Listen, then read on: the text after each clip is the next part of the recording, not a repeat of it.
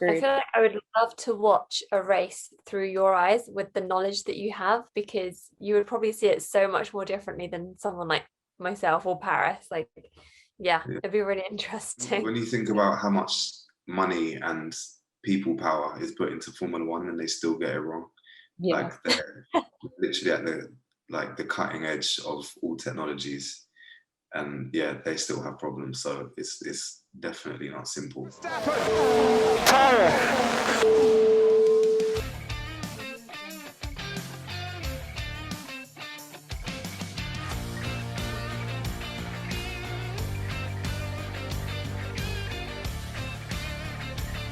Hi guys, welcome back to On the Chicane. Today you're here with me, myself, and also my co-host Paris. But today we have a special guest with us who is Jahee from Wavey Dynamics. And today we're going to be talking about everyone's favorite topic, tyres. So we've decided to start a new segment where we basically bring a wonderful guest on to talk about some of the more technical aspects of Formula One. Mariam and I kind of bond over a shared love of physics, but it more tends to lean towards the astrophysics side of things. So we just felt like if we were going to talk about this, we'd probably bore you to death and get everything wrong. So why not leave it to some people who are a bit more passionate about the subjects, and who can give you a much better insight than we can. So that's why we have Jahee today with us. Do you want to introduce yourself and tell us a little bit about Wavey Dynamics and maybe just like your background? Yeah, hi. So as I was introduced, my name's Jahee, and I'm representing my company, Wavey Dynamics, which is an automotive and motorsport engineering consultancy. And so I graduated from university about 7, 8 years ago now with a master's in automotive engineering. And I've been working in the automotive industry up until about 2 years ago, where I started making a switch over to motorsport, which I find much more exciting. Do you do all kind of areas of motorsport, or are you like Formula One based? What kind of motorsport are you most into? Well, my specialities are vehicle dynamics and aerodynamics. They're the two areas that I'm most passionate about. And in terms of a championship, I like WEC the most. For our listeners who don't maybe know what WEC is, could you tell us what the acronym means? Yeah, so that's the World Endurance Championship, and that is the championship associated with Le Mans, really. So you have GT cars and the Le Mans prototypes, LMH now and LMP2. Nice. And you've consulted for some kind of really well-known companies, like Ford, for example. And you also write for Racecar Engineering magazine every so often. Yeah, that was I did some work for Ford when I came out of university, and was something I enjoy doing quite a lot recently is writing for Racecar Engineering magazine, where I'm a regular contributor. I've written some cool articles, done some cool research, and made some good contacts for it. Nice. So one of the things that I kind of wanted to ask you about Wavey Dynamics was that you kind of have a lot of areas of engineering and aerodynamic testing. Do you kind of have a factory where you're based out, or like where do you go to carry out all of these kind of tests that you do? No, I actually work from home most of the time. Okay. And obviously use other people's facilities when the work requires. Nice. And then you get to do some really cool stuff. Like I saw that you got to go to the Nürburgring and do some testing out there and things. Yeah, I went with a client of mine who had some work to do, some vehicle dynamics work to do, and we went out to the Nürburgring to do some testing. That was a good time, a few years ago now, but a good memory. Cool. Mariam, do you want to take it away with another question that we have for Jahee? Right, so Jahee, I've got a question for you. It's not, tyre based or anything, but just a quick one. If you could have the automatic know-how to drive, pilot, or ride any vehicle, what would it be and why? It's a bit of a toss-up between two, actually, and that would be a fighter jet and a helicopter. Okay. Because, well, for separate reasons, I guess.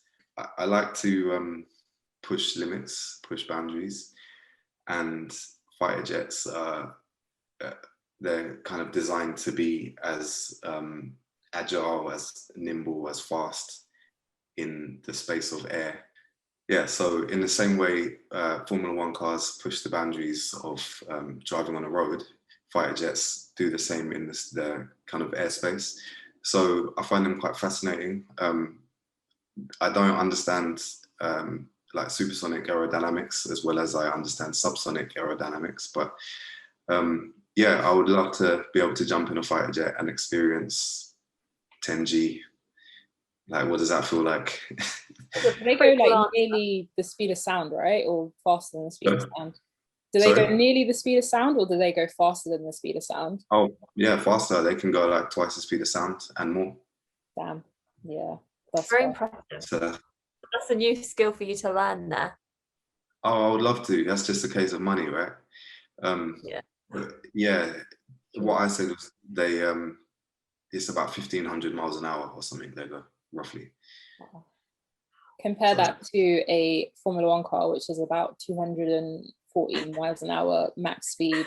That is actually crazy. And you can't even see that as it's going around the track. You're just like, whoa, that's so fast. So bloody hell, that is crazy. And then you said a helicopter as well. So why a helicopter? Yeah, so helicopters, I guess slightly differently, but I just find them, of everything I've heard about controlling a helicopter is, I've heard it's a bit like balancing on top of the top of a pin. So you have to be super precise, and yeah, I kind of respect that level of ability. Yeah.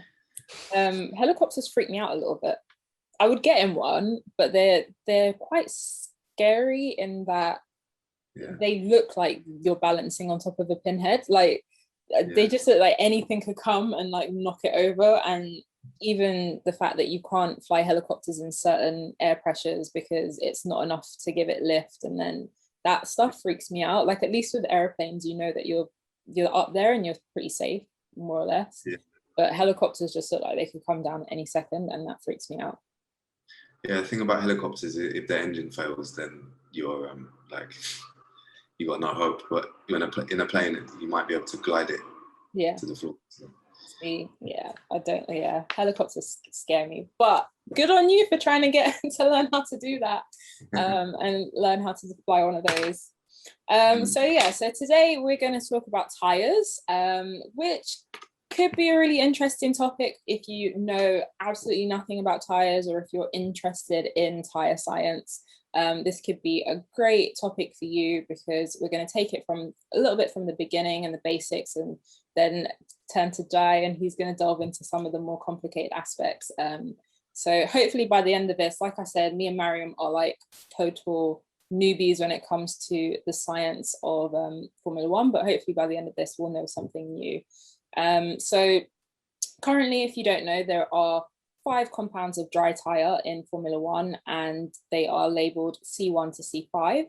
And each weekend, the teams have the choice of a number of different tires, but essentially you have a hard tire, a medium tire, and a soft tire that you have to use 2 of during the race. And alongside those tires, if there's a wet race, so for example, if it rains, you will have an intermediate tire, and then you would have a full wet tire. So that's kind of like your levels of tires that we have during the weekend.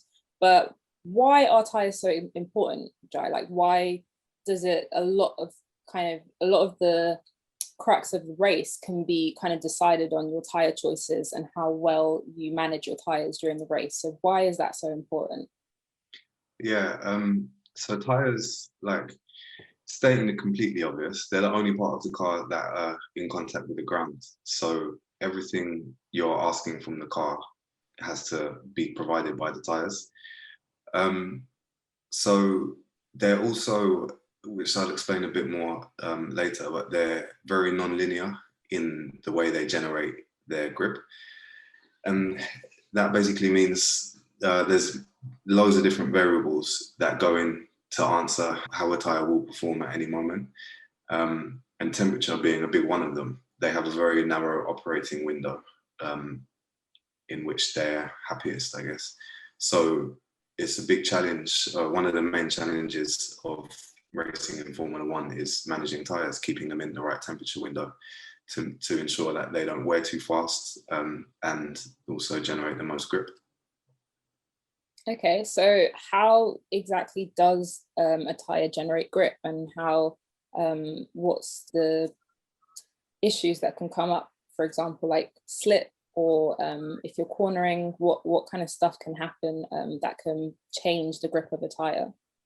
Okay, so tyres, the first important thing to know about tyres is that there's two concepts called a slip angle and slip ratio. And without the presence of a slip angle or slip ratio, the tyre generates no grip. So basically what a slip angle is the difference in between the direction a tyre is pointing and the direction it's actually traveling. And basically what the slip angle does is introduce a level of distortion at the contact patch, which the tyre resists through its elasticity. And that's basically how you generate a lateral force. And in the other sense, when you're braking or accelerating, you have a slip ratio at the tyre. So if you're accelerating, the tyre is actually traveling slightly faster than the car is traveling. And in braking, the tyre's traveling slightly slower. So those two concepts are basically the very, very fundamentals of tyre dynamics. And so basically you want your tyres to be as elasticated as possible so that you can kind of like, so that they can deal with all of the different angles and tensions that you've just described. Yeah, so rubber is quite an interesting material. There's not many like rubber in the sense that we call it a viscoelastic material. And that means it has the properties of being viscous and elastic at the same time. So if you think of like a thick liquid like syrup or something, that's more viscous than water. So it offers more, it basically has more internal damping or internal resistance to disturbance. And obviously everyone knows what an elastic material is. You stretch it and it resumes its shape without any permanent deformation. So a tyre is like a mixture of the two. And that is, I guess, a lot of the source of its non-linearity and why it's so hard to understand and so difficult to model and predict. I have a question. Sorry. This is probably a really stupid question, but does what you're saying also apply to normal car tyres? Yep. Okay. Yeah, it's the exact same thing. There's not really much difference, like in a wider sense, between racing tyres and car tyres. Not really. Okay. I mean, there are, but it's the same. The same principles apply. Yeah. Okay.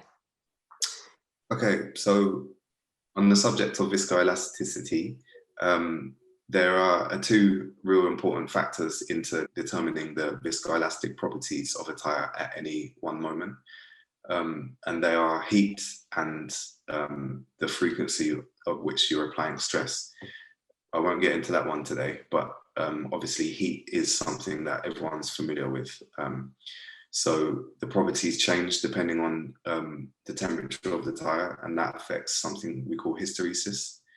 And there's a very narrow area within a tyre's operating window where hysteresis is at its highest and the tyre is able to generate the most grip. So if you think of a peak, a graph that's reading a peak, yeah. There's a very narrow part where the hysteresis is at its highest, and either side of that, so a higher or a lower temperature, is lowest. Mm-hmm. That's why the tyre temperature is so important into grip. The next question I was going to ask you about pressure, because the pressure affects like how much of the tyre is gripping the surface underneath it, right? So the inflation pressure of tyres is important because it has influence into the area of contact patch, which is in contacting the track surface. So if a tire is overinflated, it starts to bulge out in the middle, the kind of the center portion, which lifts the side edges of the tire off the track. And in the opposite sense, if the inflation pressure is too low, it starts to kind of the edges of the track have a higher pressure, higher contact pressure than the center. And that's really influenced by temperature. Obviously, when you heat up a gas, it expands. When you cool it down, it contracts. So again, there's a really fine point of inflation pressure, or really fine range of inflation pressure, where the most of the tire is contacting the ground. So you need to match that to the operating pressure, operating temperature of the tire. And like those variables have to work very closely together. That makes a lot of sense, because in the Baku race, there was like a discussion, I guess, afterwards, because Max Verstappen's tyres blew out, and so did Lance Stroll's. And there was a whole discussion around whether or not Pirelli had kind of given the right tyres, and suggested the right tyres for the weekend to run with the optimum temperatures, or whether or not the teams were over or under inflating the tyres depending on the point of the race. So that caused pressure to build up on the side and for the tyres to blow out. Nobody knows which one it was, whether or not it was the teams filling with the pressures, or if it was the Pirelli not specifying the correct tyres. But clearly this is why it's such a key thing to make sure that that's in the correct optimum mode, right? Yeah, and as I was saying, the gas expands as it increases in temperature. When the cars are on the grid, or well, perhaps not if they're using tire warmers, but when the tires are colder, when they're not at racing speed, they're underinflated in effect, because they have to kind of adjust, or they have to calibrate the pressure to be right at the right temperature. So when the tire's in that state, you can actually damage it, because there's too much movement in the like the sidewalls, and or the structure of the tire can become damaged when they're underinflated. So a lot of people probably wonder why there's always a drama around tires, why teams can never seem to get a strategy right, and there seems to be a lot of guesswork. And basically, what I was saying earlier about maths, there's a lot of computer simulation in Formula One, in high-level racing today, and those simulations are basically trying to use mathematical models to recreate the physics of tires. And what I was saying earlier about how non-linear tires are means there's so many variables into how they behave at any given point, and a lot of things are not fully understood, even in Formula One. So yeah, they might make certain predictions about how long tires will last, how many pit stops they should do, that kind of thing. And something unexpected happens to the tire. It wears quicker. It's at a temperature that's a little bit too high, and that throws everything off. So yeah, mathematical modeling is important, and it helps a lot, but it still doesn't give the full answer. Yeah, so going back into viscoelasticity, it's changing constantly due to wear, due to heat, and loads of other factors. So still some work to do for Formula One, and well, engineering in general. So this kind of thing is like the kind of thing that the race engineers would be looking into, right? Well, in places like Formula One, they'll be supported by people whose job is just to focus on tires. Yeah. But they'll ultimately be feeding information into the race engineer, so he can make a call about what to do. Awesome. Okay. So another hot topic in Formula One around tires is degradation. People often hear it through commentators or through drivers.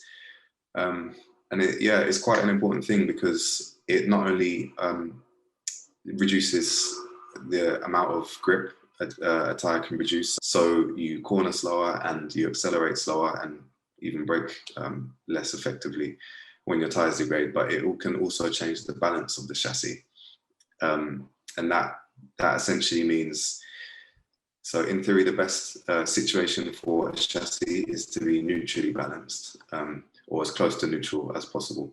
And that basically means that when you're coming around the corner at the limit of grip, both tires break grip at the same moment. But what happens in reality is that one axle, either the front or rear, will degrade faster than the other, and that can lead to understeer or oversteer, which is a big problem for drivers. I think everyone's probably heard of that. But yeah, this is about tire degradation. And there's two types, the two main types. They're called graining and blistering.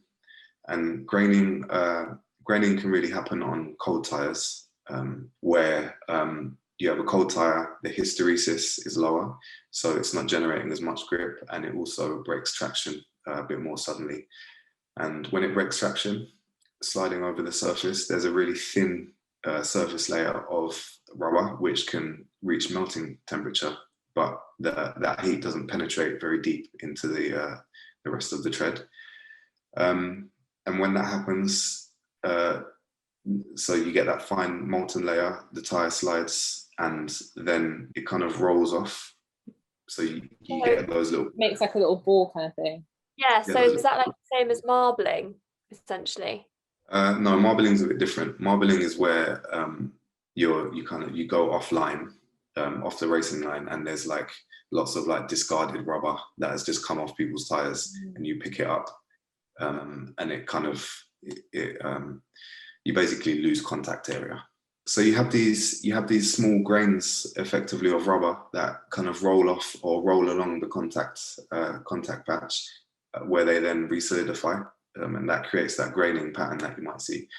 And sometimes you can, if you keep driving, you wear through that very fine top layer and get rid of the grains, and then you get some fresh rubber again. So sometimes you hear drivers saying, "Oh, the tires are coming back."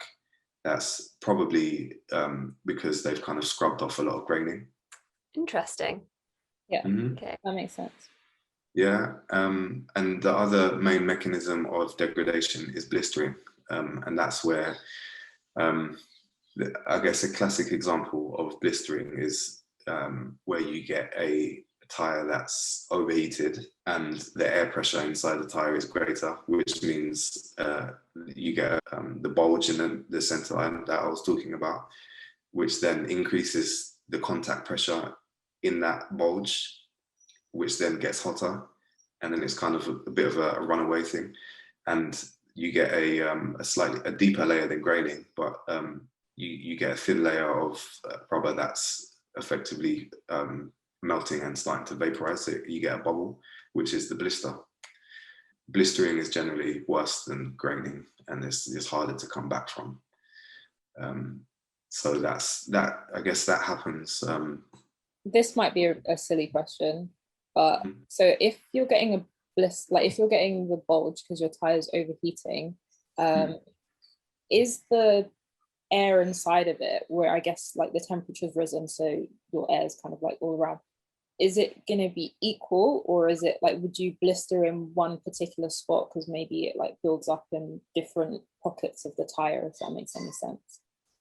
Well, yeah, the gas pressure in the tire is that's equal everywhere, but what it does is it's like kind of like a balloon, so it will kind of push out. The sidewalls a bit less flexible than the center, so it pushes out the center, and then the center has more contact pressure than the sides. So you get blistering along that portion of the tire generally. Okay, this is starting to make a lot more sense. I feel like I'm learning things. How about you? I don't know. Do you feel like you're learning?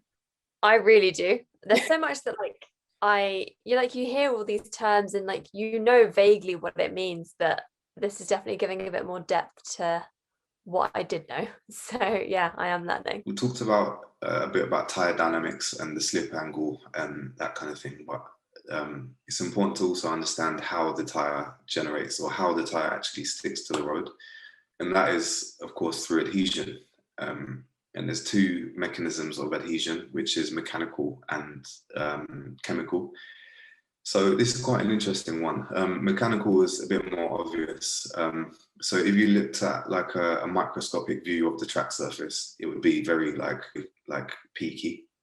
So it'll kind of look a bit like a mountain range if you were looking along the track surface. And those little peaks dig into the tread compound, which obviously give it some purchase on the material and allow it to generate shearing forces.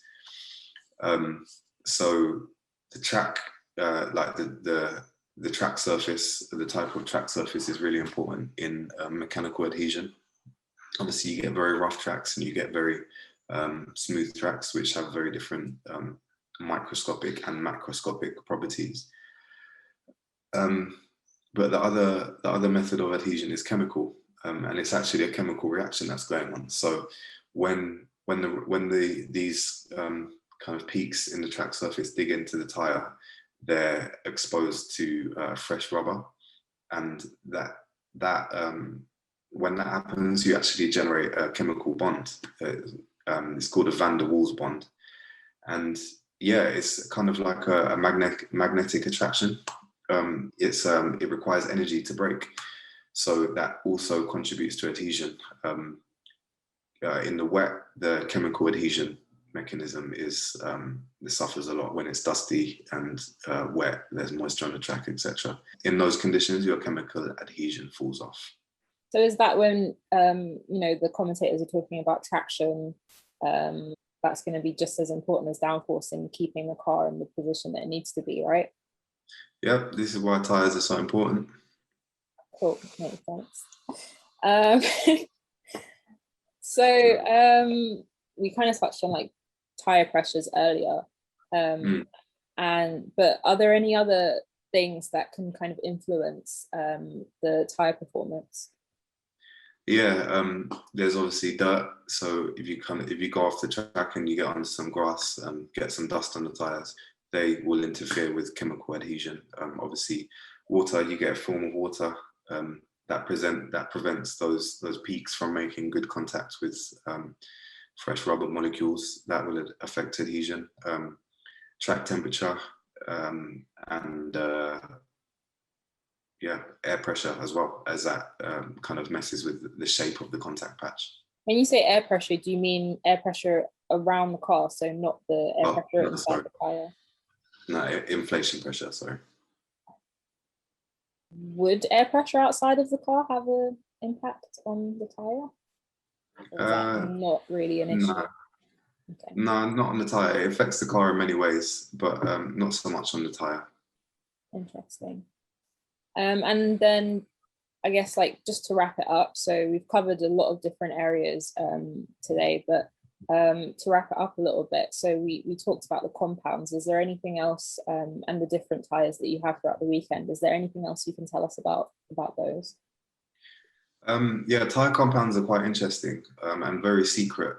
So I've not worked directly with tires, so I don't have access to a lot of the secrets, but there's like lots and lots of different chemical compounds that go into a tire.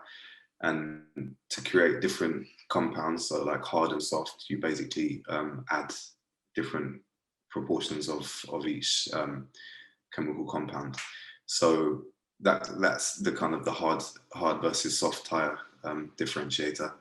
And the hard tires generate less grip than the soft ones. It's like a harder rubber, a tougher rubber, but they're also more able to withstand temperatures.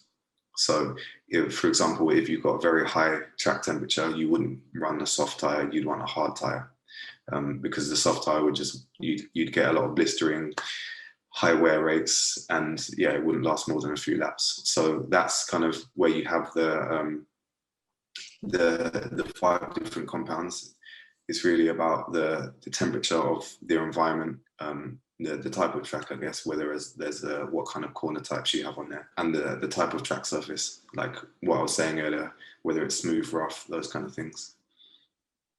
I guess that kind of like goes into if you've got like a street track, a street race, or if you've got kind of a autodrome that is made for driving in a sense as well, isn't it? Because street tracks, I guess, have more wear because they're proper roads, don't they? Yeah, and like the asphalt is of a lower quality, and yeah, they're very different. When you start looking at the surface under a microscope, it will look very different. That's cool. Mm-hmm. I think you've kind of covered a lot of different areas, and we definitely know a lot more about tyres. There's a lot of information there. That was a lot of information, but it was a lot of interesting information, and I think we kind of got into the real science behind tyres, and just understanding why they're so important, why they're so difficult to predict, as you said, because there seems to be a lot more than just, oh, we should have used the hard tyres then, why didn't they switch to the mediums? And understanding, I guess, a bit of the science behind it, and understanding that it's not so simple as just saying like stick this tyre on. We can really maybe give some of the guys on the strategy a bit of a break. Yeah, when you think about how much money and people power is put into Formula One, and they still get it wrong. Like they're literally at the cutting edge of all technologies, and yeah, they still have problems. So it's definitely not simple. Yeah. But Formula One is basically aerodynamics and tires, tire management. So if you get one of those wrong, you've lost. You're screwed. I feel like I would love to watch a race through your eyes with the knowledge that you have, because you would probably see it so much more differently than someone like myself or Paris. Like, it'd be really interesting. Definitely. That's what inspired me, I guess. Like you were saying, you're a why person, but like when I would watch racing, like when I was a bit younger, and you'd hear all these things, I'd be like, what, why? So then I'd go and research, and I guess that eventually got me to where I am today.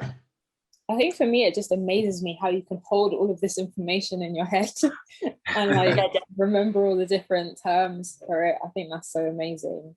So true. So what's next for Wavey Dynamics and you? Like, what's the aim? Where are you headed? My immediate next steps that I'm really pushing for. So I'm trying to get more experience trackside. So perhaps not in Formula One, but I want to be race engineering and performance engineering in maybe like a GT series. And I'm actually working on a project with a business partner of mine to get a motorsport team funded and racing. So we're very interested in pushing and changing the sport, making it a bit more open and accessible to people of all different genders and diversity, racial diversity. So you can see I'm black, the guy I'm working with is black, and we're effectively trying to get the first black motorsport team up and running and racing in Europe. So that's we've been having some conversations, and we're pushing very hard for that. So 2022, fingers crossed, is going to be a big one for us. Definitely. Like, good luck with all of that, and hopefully we'll see you out there. You'll have to let us know, and we can come and check you out. For sure. Yeah, definitely. Check out the car and the team. That sounds amazing. Yeah, it will be. Yeah, it will be like it will be like a culmination of the last 2.5 years for me, really, and everything that I've learned and the directions I'm trying to go in. So, and same for my guy over in he lives in Monaco. So, same for him. It's a long journey that we've been on to get to this point, and feels right. Awesome. Cool. Well, thank you so much for coming on, Jahee. It's been absolutely amazing kind of learning from you and listening to you talk about something that you're so passionate about. I know that we've literally only skimmed the surface of your knowledge. So thank you for giving us your time today. Where can we find you if we're looking for you, or where can our viewers find you if they want to learn more? So I post as often as I can. I post on Instagram, which is at Wavey Dynamics, WAVEY Dynamics. And then I also have a LinkedIn page, which is quite active, and a YouTube channel, which I don't post enough on, but I would like to change that.